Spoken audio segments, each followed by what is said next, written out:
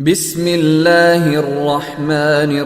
الرحيم شهر رمضان الذي أنزل فيه القرآن هدى للناس وبينات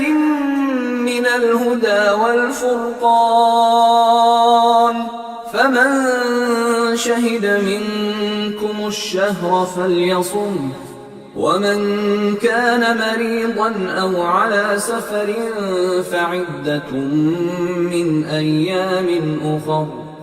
يريد الله بكم اليسر ولا يريد بكم العسر ولتكملوا العدة ولتكبروا